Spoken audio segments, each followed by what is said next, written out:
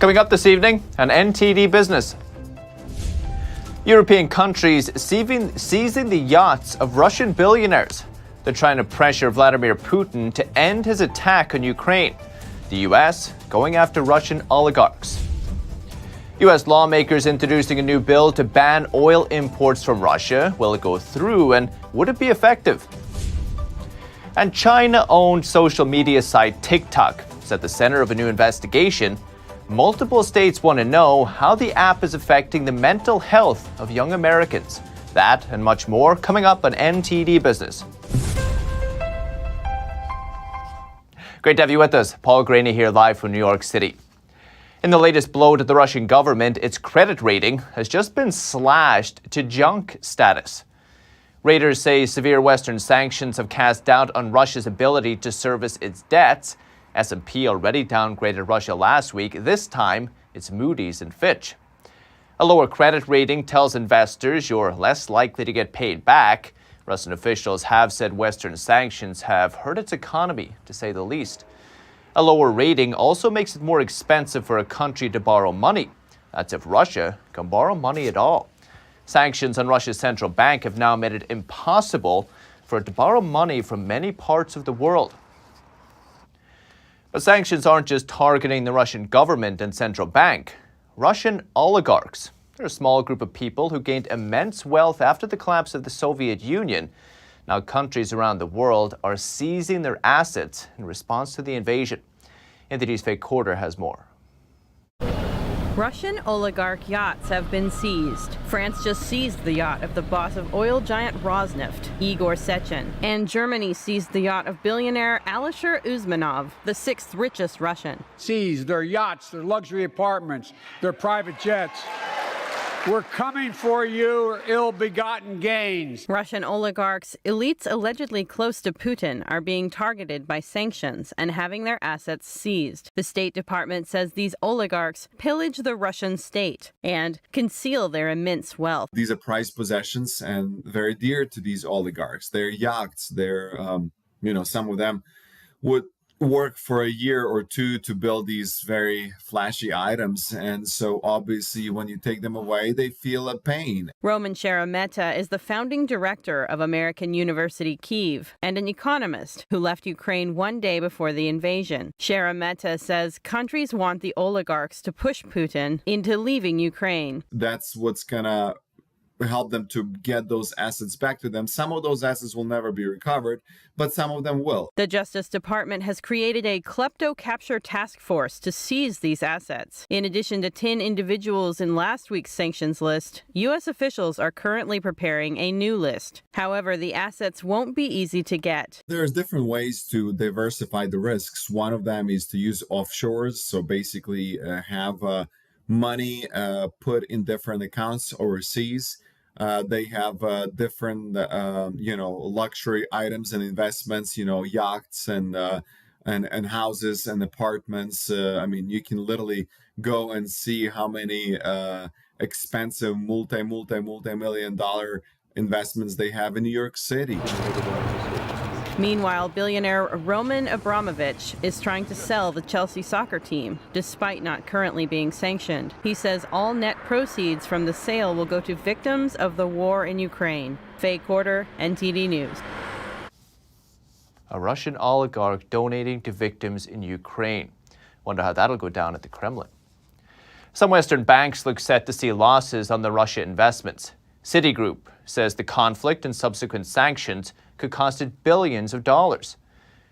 The bank said it's now looking to offload its assets there. Apparently, its exposure to Russia totaled almost $10 billion at the end of last year. That's far higher than previously indicated. Francis Sokjen is afraid Russia could strip the bank of its Russia operations. It's among the largest foreign lenders in the country, with almost $20 billion in exposure. It says it's working to reduce its risks there, but could withstand the worst-case scenario if it had to. Just yesterday, we talked about how problems could spread throughout the financial system, particularly in Europe. We'll revisit that topic next week here on NTD Business. But now back in the United States, calls to ban Russian oil imports are getting louder. A bipartisan group of lawmakers today introducing a bill to ban energy imports from Russia. Here's Senator Joe Manchin, who chairs the Senate Energy and Natural Resources Committee. Energy has become a weapon of war for Putin, and he's using that as a weapon of war. He's using it against all of Europe, if you will, but Ukraine is basically the catalyst of what he's doing. Manchin first called for a Russian oil ban on Monday. He's also urging the White House to work to increase domestic oil production. Earlier today, House Speaker Nancy Pelosi said she would back a bill to ban energy imports from Russia. I believe that Senators Manchin and Murkowski are going to put forth a bill on that today. Where do you stand? I'm all for that. Ban it. Ban the oil. Ban the oil come from Russia. Yep. That bill would ban things like Russian crude oil, petroleum products, liquefied natural gas, and coal.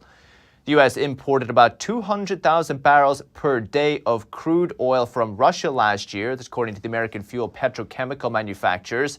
Canada and the UK have announced restrictions on Russian oil deliveries, and a number of European countries are looking at similar actions.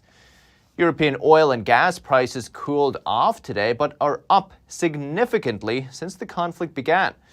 Other commodity prices, though, soared higher today. Aluminum, traded in London, rose 2.3% to an all-time high. Nickel climbed more than 4%. Russia is one of the world's largest producers of aluminum and nickel. Less supply means higher prices.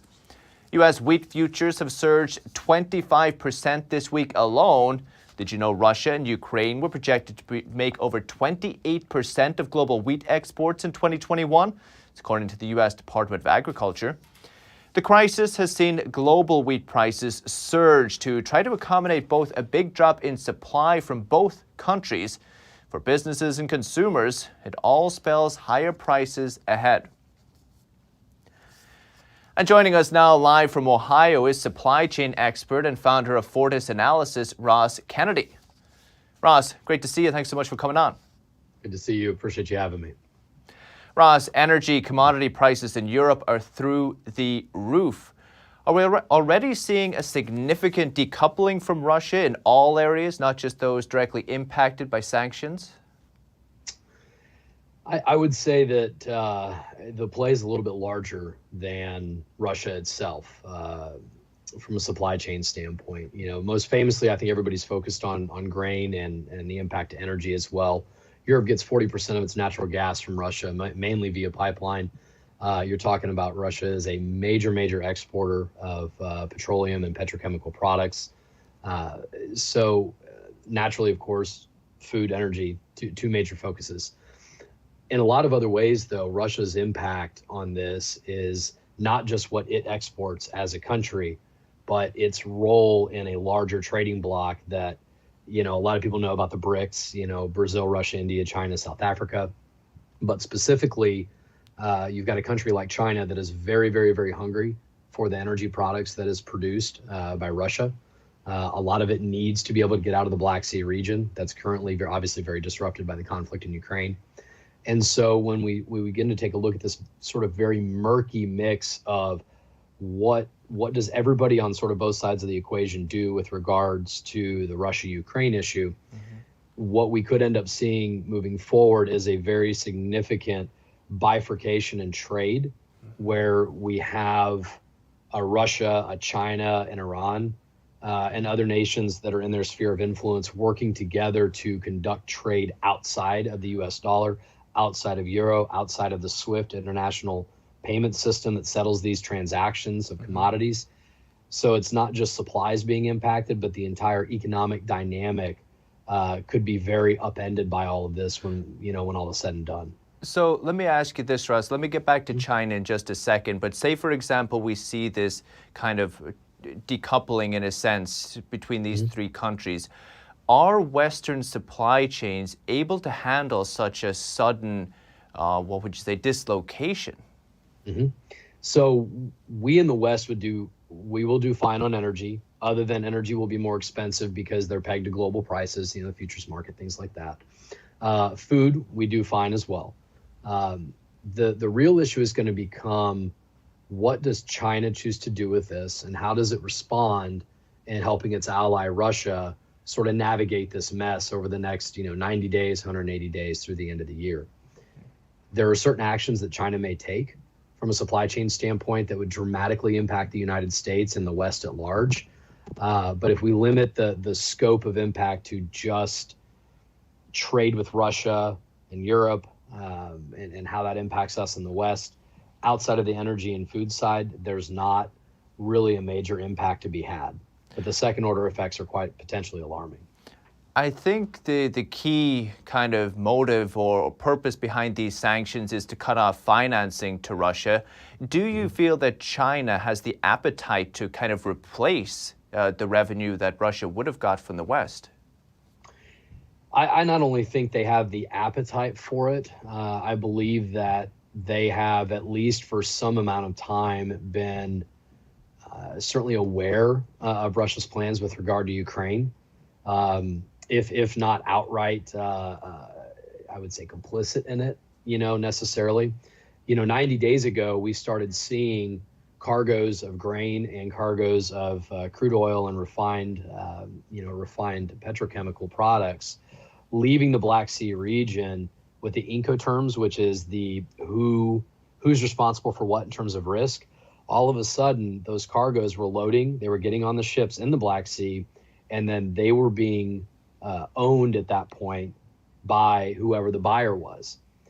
What you would see, a lot of times in international trade, you see the seller, in this case, say, a Russian oil company, would maintain beneficial interest and ownership of that cargo until it gets to a designated port overseas that the buyer designates as part of the transaction. Now what you're seeing is the buyer stepping up and saying, we're going to take the risk on. And the reason you would see that happening is because there is a fear that sanctions on products coming from a certain country, in this case Russia, would impact those countries' ability to buy those products. 90 days ago, we started seeing that dynamic flip, and it was only 7 days ago that we saw Russia really take the first steps towards invading Ukraine. So you're saying basically China perhaps knew this war was coming, knew the sanctions were coming. They didn't want their orders being in Russia's name in case somebody came and froze those orders. Is that correct? That's correct. That's just incredible. Ross Kennedy, Fortis Analysis, really appreciate it. Thank you so much. Thank you. So there you go. You heard it here in NTD Business. The White House is now asking lawmakers for $10 billion to help Ukraine. The money would be used for additional humanitarian security, perhaps economic assistance for the country and its Central European partners as Russia continues its attack. The White House sent lawmakers a formal request yesterday. It was part of a $32.5 billion emergency funding request. The funding, that package, was initially expected to focus heavily on fighting COVID-19, but the war in Ukraine has dramatically changed things. In Europe, the European Union today approved a $1.4 billion emergency package for Ukraine. And now Chinese tech firms doing business with Russian entities are facing a dilemma: whether to comply with American sanctions or Beijing's opposition of the sanctions. NTD's Don Ma takes a closer look. Will Chinese tech firms comply with U.S. sanctions, which ban technology made using American machinery, software, or blueprints from being exported to Russia? Or will they comply with Beijing's official position of opposing sanctions? One thing they have to weigh is what Chinese laws say. There is actually a law on the books in China right now saying that if you go along with U.S. sanctions against China, you will be sanctioned. But it seems regardless which side Chinese firms take, there will be consequences. They're going to see their business decline, and that's going to happen if they obey the rules of China. If they disobey the rules of China, they're going to have their heads lopped off. Some firms that faced this dilemma include Chinese ride-hailing giant Didi. Didi initially announced that it would pull out of Russia, but just a few days later, Didi made another announcement that it will continue operations in Russia. Speculation is that it was due to pressure from Beijing. But following Beijing's position means going against U.S. sanctions and possibly facing repercussions. I think it's easy pickings for the United States to go after Chinese companies. I see a lot of their future outside China profits as effectively being cut off. Harris says that Chinese companies are facing a lose-lose situation. regardless of what they do. Don Ma, NTD News. Down on Wall Street today, major indexes lower. Ukraine crisis keeping investors on edge. The Dow fell 97 points, 0.3%. The S&P 500 lost 23 points, about 0.5%. The Nasdaq lost 214 points, 1.6% today. There's going to be a multi-state investigation into TikTok's impact on young Americans. A group of state attorneys general announced the probe Tuesday. The investigators will look at what the app is doing to keep users so engaged and if the app poses mental health risks. Investigators want to determine whether any of TikTok's practices go against state consumer protection laws. TikTok said it limits its features by age, provides tools and resources to parents, and that it designs its policies with the well-being of young people in mind. Keep you updated. The company that many blame for killing traditional bookstores is closing its own brick-and-mortar locations. Amazon is closing 68 of its retail locations, including all Amazon bookstores. E-commerce giant is closing 2 other physical retail concepts as well, including its 4-star and pop-up stores.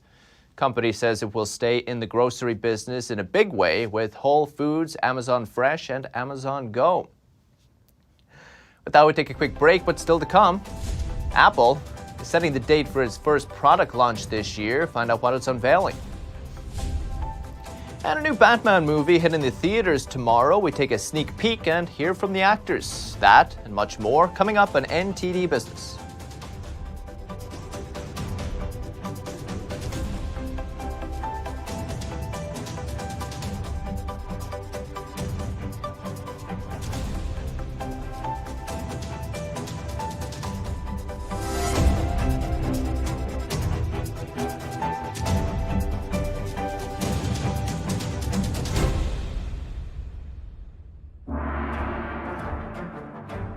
You are not just watching a performance.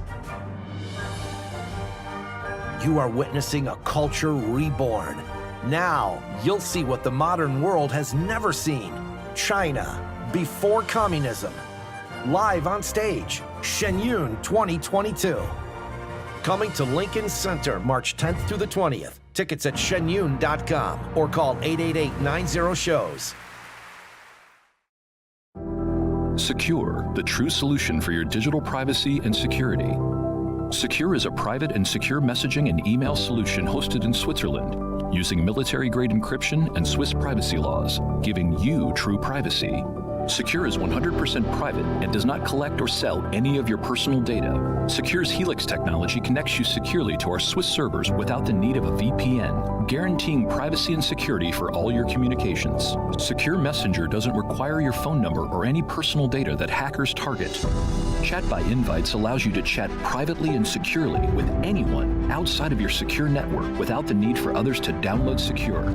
Secure Send offers you a private and secure way to email anyone outside of Secure. You won't find this level of privacy or security on any other email or instant messaging application. Visit secure.com. Regain and protect your privacy today. Communism is evil. Oh, come on. Listen. If you're as tired of the censorship as I am, I've actually got good news for you. Check out epictv.com. It's a brand new censorship-free video platform where you can find not only my show, but other deep documentaries, great programs, and honest movies that bring you the news without all the spin and the fake narratives. So, I'll see you there.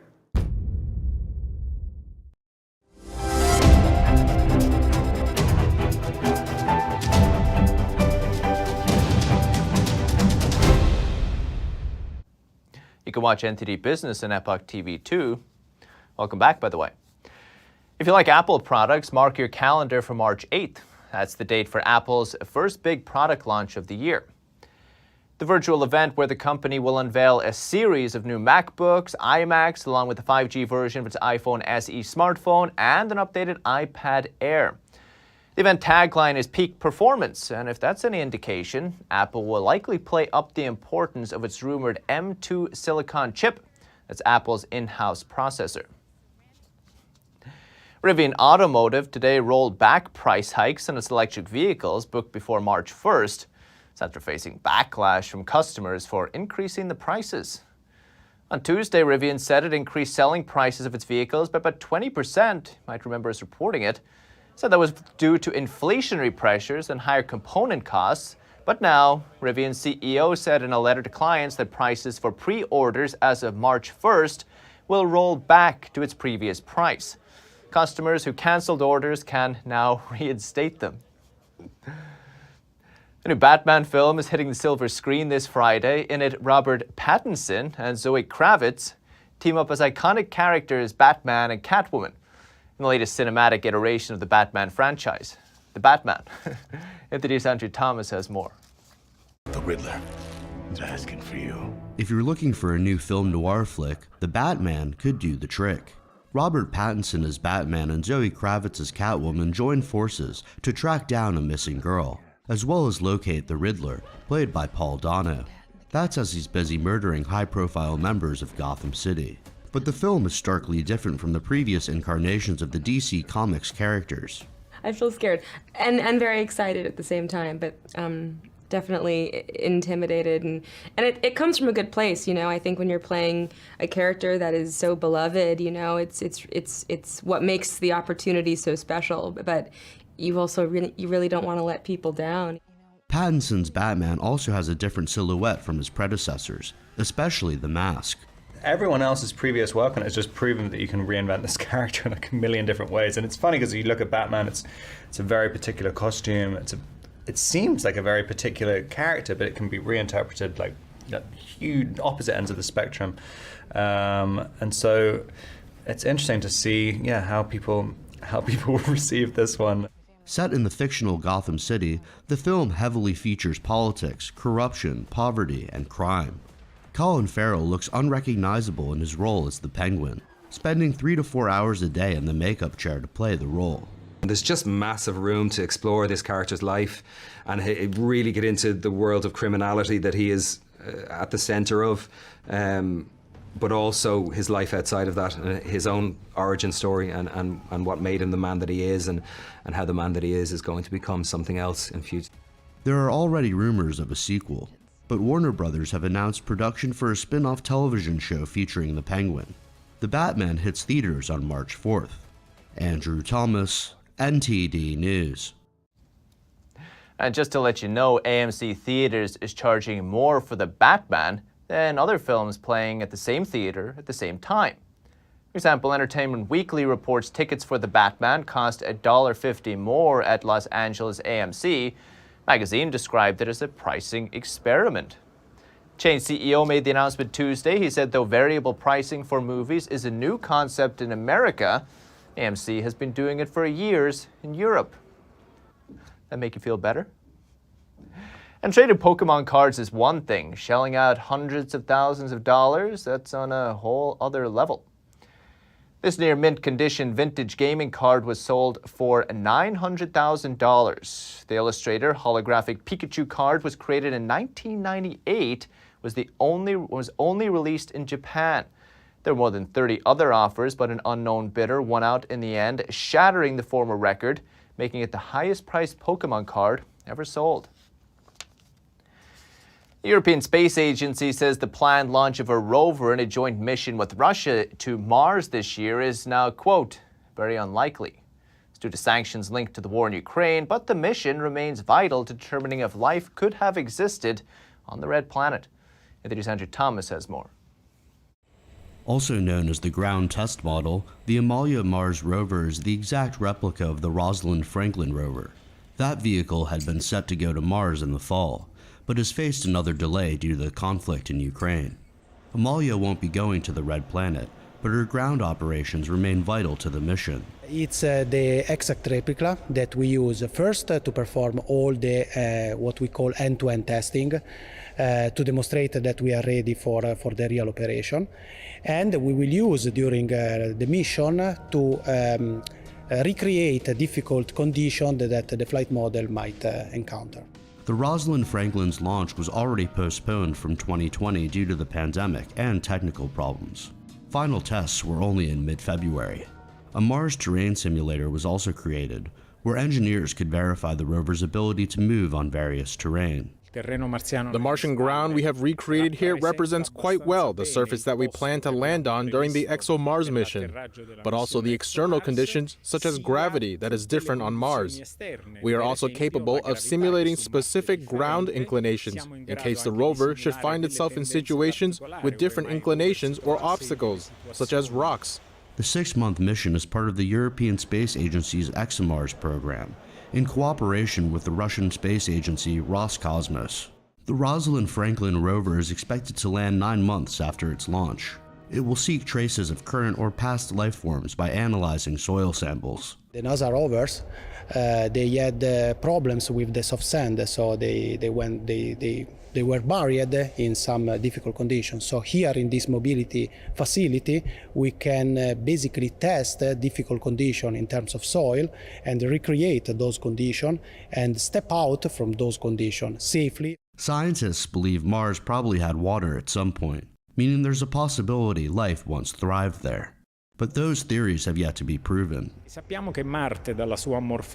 know that Mars, from its morphology, has had in the past, and when I say past, I am talking about hundreds of thousands of million years ago, probably some liquid water, so rivers or lakes. And it is presumable that if there were these conditions, there were also some forms of life. We don't know which ones, but it is a possibility. So this project has been built and assembled in clean rooms with this goal in mind. So far, only 5 American rovers and 1 Chinese rover have been able to land on the Red Planet. If successful, Rosalind Franklin will be the first European-Russian rover to operate on Mars. Andrew Thomas, NTD News. That's the latest business updates for today. You can still catch NTD Evening News. That's with Stephanie Cox at 6:30 p.m. Eastern. Don't miss it. NTD Business, it's all for today. Thank you for watching. We'll see you tomorrow.